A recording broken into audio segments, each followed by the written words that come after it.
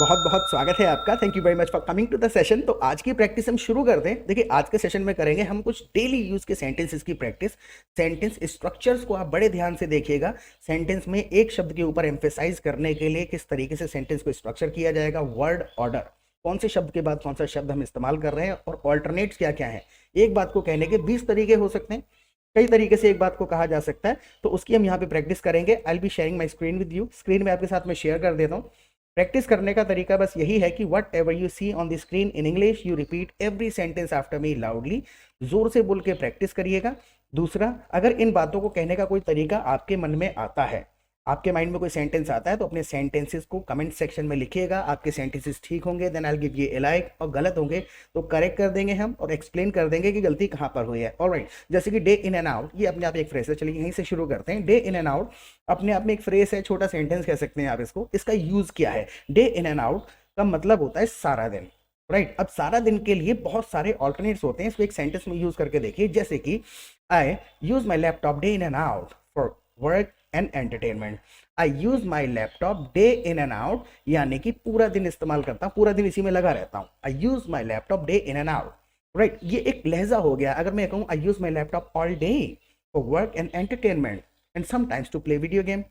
Right, ऐसे भी कह सकते हैं I use my laptop day in and out. तो डे इन एंड आउट जहां पर भी आप यूज कर रहे हैं वहां सिर्फ इतना से इसका मतलब है कि आप पूरा दिन कोई काम करते रहते हैं, कंसिस्टेंटली आप करते हैं। एक दूसरे सेंटेंस में आप इसको यूज करके देखिए, जैसे कि whenever I see him he is engrossed in his mobile day in and out। दूसरे तरीके से कह दीजिए, डे इन एंड आउट को हटा दीजिए, whenever I see him he is engrossed with his mobile the whole day।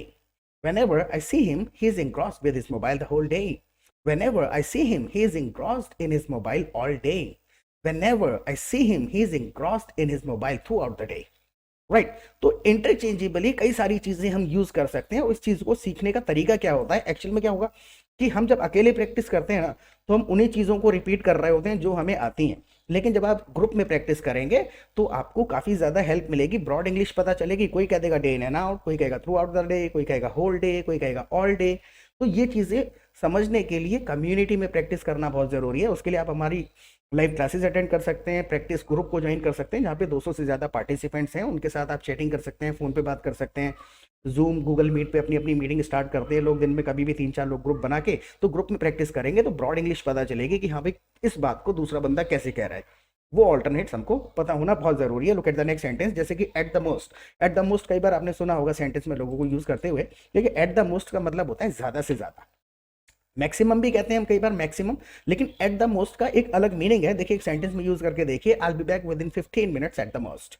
I be back within 15 minutes at the most after finishing my class. At the most जब कह दिया तो कुल मिलाकर के इससे ज्यादा समय नहीं लगेगा एट द मोस्ट। राइट, जैसे कि I be back within 15 minutes maximum after finishing my class. तो मैक्सिमम कह दो, एट द मोस्ट कह दो। तो इन चीजों से कंफ्यूज नहीं होना है कि यार ये तो लिटरल ग्रामर लग रही है, ये मुझको पता नहीं है।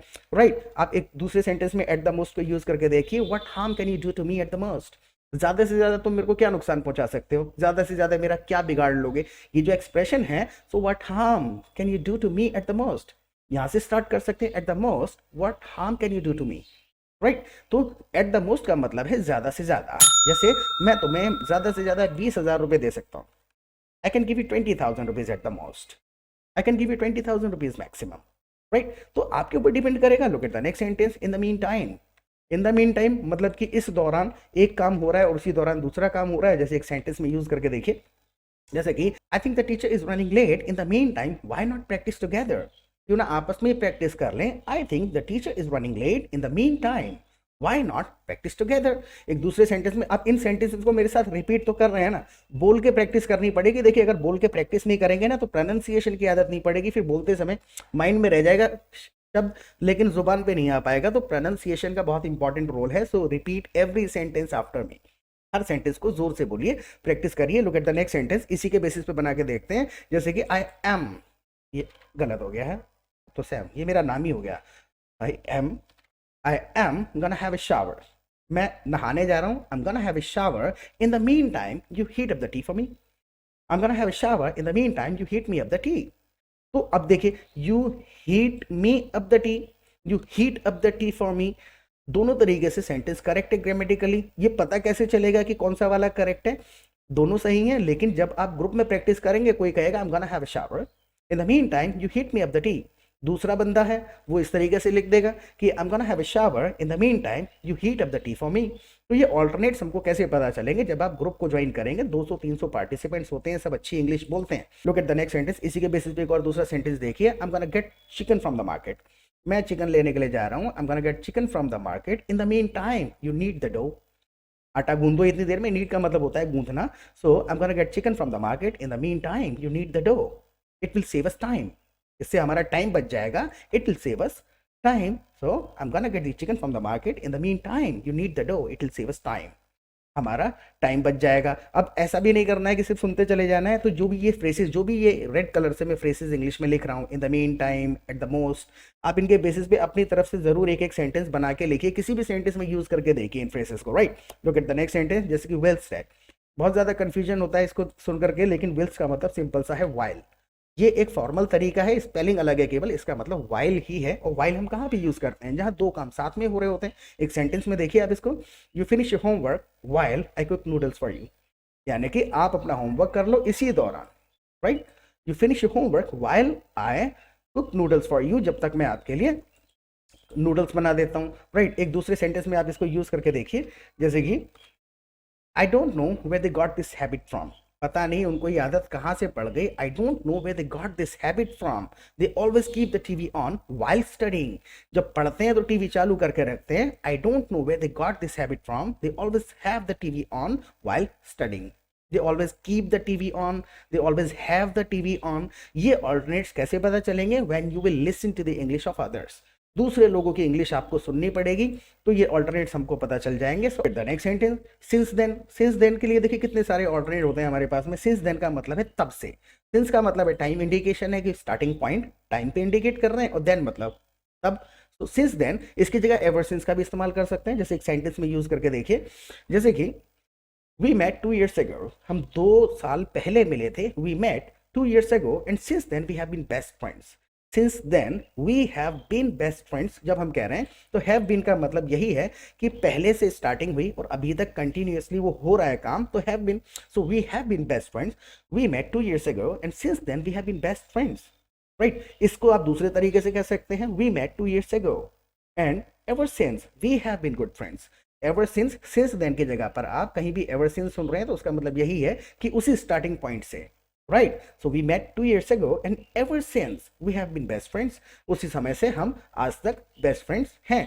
एक दूसरे सेंटेंस में इसको यूज करके देखते हैं। देखिए सिंस देन के बेसिस पे आपको एक सेंटेंस बनाना पड़ेगा और कमेंट सेक्शन में जरूर लिखिएगा, राइट। चलो मैं आपको हिंदी में सेंटेंस देता हूँ, आप बनाइए कि मैंने आपका चैनल 1 महीने पहले सब्सक्राइब किया था, या जब भी आपने किया था सब्सक्राइब, हाँ अगर नहीं किया तो अभी कर लीजिएगा, ठीक है। और नोटिफिकेशन बेल आइकन को जरूर दबाइएगा, जिससे कि रोजाना एक वीडियो अपलोड करते हैं हम, तो जैसी वीडियो अपलोड होगा आपको हमारा नोटिफिकेशन मिल जाया करेगा। और ये तो एक अलग तरीके का वीडियो है, हमारे चैनल पर जब आप जाएंगे तो करीबन 200 से ज़्यादा वीडियोज़ ऑलरेडी अपलोडेड हैं।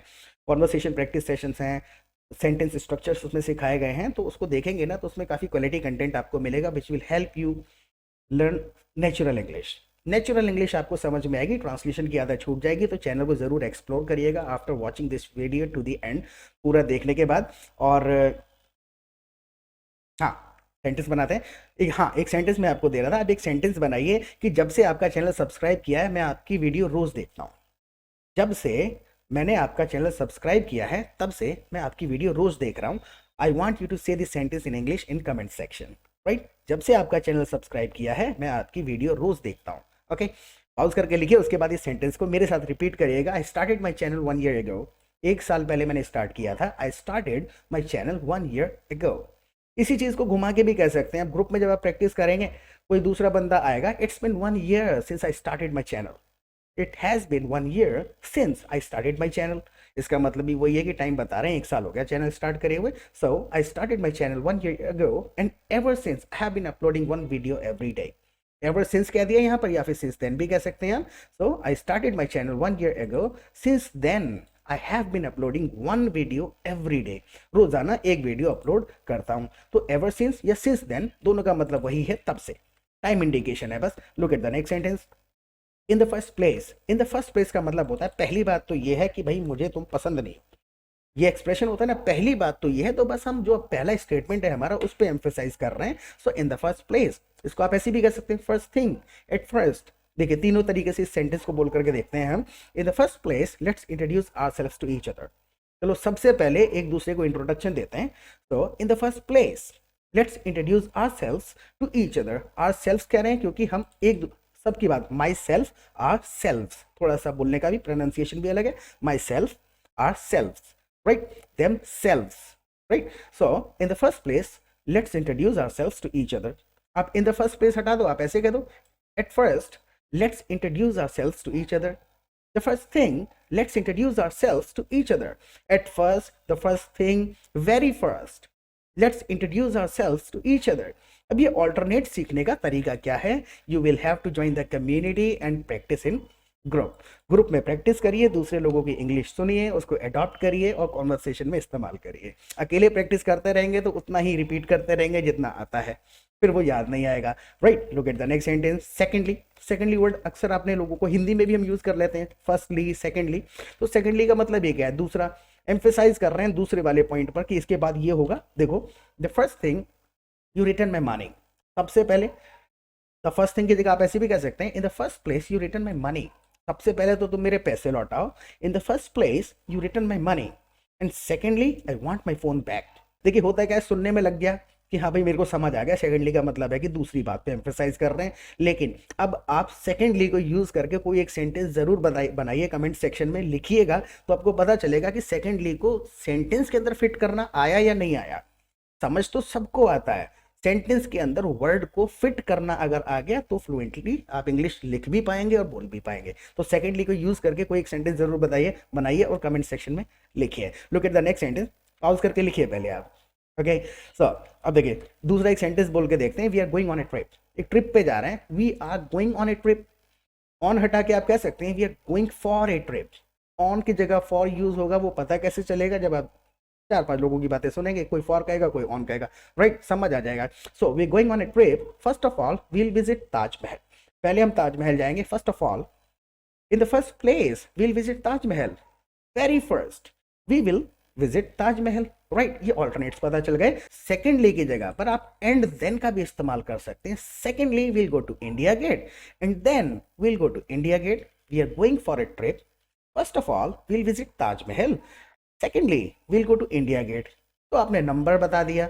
इस तरीके से आप कह सकते हैं we are going for a trip, first of all we'll visit Taj Mahal and then we'll go to India Gate. तो एंड देन का मतलब भी वही है फिर, और सेकेंडली का मतलब भी है दूसरे नंबर पे दूसरा। पहला तो हम ताजमहल जाएंगे, दूसरा इंडिया गेट जाएंगे। What the point? ये लहजा है। तो ये हम कैजुअल जो हिंदी में बात करते हैं उस तरीके से कैजुअल इंग्लिश में बात करने के लिए, और सिर्फ कैजुअल से मतलब नहीं है, नेचुरल साउंड करने के लिए हमें इस प्रकार के स्ट्रक्चर्स आने चाहिए, ये चीजें यूज करनी आनी चाहिए। Look at the next sentence. As a result, as a result यानी कि अब ये एक एक्सप्रेशन है कि ऐसा कर लो नहीं तो एज अ रिजल्ट ऐसा हो जाएगा। एक सेंटेंस में यूज करके देखिए, सेंटेंसेस सुनेंगे तभी इनके मीनिंग और यूसेज समझ में आएंगे। एज अ रिजल्ट का हिंदी ट्रांसलेशन समझेंगे तो फिर कोई फायदा नहीं, राइट। सेंटेंस को देखिए, I studied consistently, I studied consistently, as a result I got good marks. अब इसमें यूज करना हमको आना चाहिए। वो यूज कैसे करना आएगा? जब सेंटेंसेस सुनेंगे। हम सेंटेंसेस ही नहीं सुन रहे हैं, हम ग्रामर के पीछे पड़े हुए हैं कि देयरफॉर का मतलब ये है, हेंस का मतलब ये है, हैव बीन का मतलब ये है, और फिर वो मतलब निकल के नहीं आ रहा है। What the point? So I studied consistently, as a result I got good marks. As a result तो एक सिचुएशन है कि भाई ये काम करने से ये वाला रिजल्ट आ गया। अब देखिए किसी बच्चे को आपको डांटना है तो आप कह सकते हैं, if you don't focus on your studies, if you don't focus on your studies, as a result you will fail, right? if you don't focus on your studies, as a result you will fail हो जाओगे अगर आप पढ़ाई नहीं करोगे। अब अगर हम इसको लिटरल ट्रांसलेशन करके कहें तो आप ऐसे भी कह सकते हैं, please focus on your studies otherwise you will fail, right. It is not compulsory to say this sentence this way. अब ऐसे भी तो कह सकते हैं, please focus on your studies otherwise you will fail, please focus on your studies और else you will fail, right. तो 100 तरीके हैं एक बात को कहने के। Look at the next sentence. On the other hand, on the other hand बिल्कुल सिंपल तरीका है। ऑन द अदर हैंड मतलब दूसरी तरफ। इसे देखो फिर इसको देखो, दूसरी तरफ देखो। जैसे एक सेंटेंस में यूज करके देखते हैं, जैसे कि ही इज वेरी पोलाइट, बहुत ज्यादा पोलाइट है वो, he is very polite and on the other hand it's his brother, तो रूड। दूसरी तरफ उसका भाई है, बहुत रूड है। He is very polite and on the other hand it's his brother, so rude. इस सेशन को एक बार दोबारा देखिए और हर सेंटेंस का आपके लिए एक टास्क है। हर सेंटेंस, ये जो फ्रेसेस मैंने रेड कलर में जो लिखे हुए हैं, इन सबको यूज करके एक एक सेंटेंस आप प्लीज बनाने की कोशिश करिएगा और कमेंट सेक्शन में लिखिएगा। इस टास्क को करने के बाद ही आप यूट्यूब बंद करिए। प्रैक्टिस करते रहिएगा। फिर मिलेंगे एक नए सेशन के साथ। Till then take care of yourself, bye.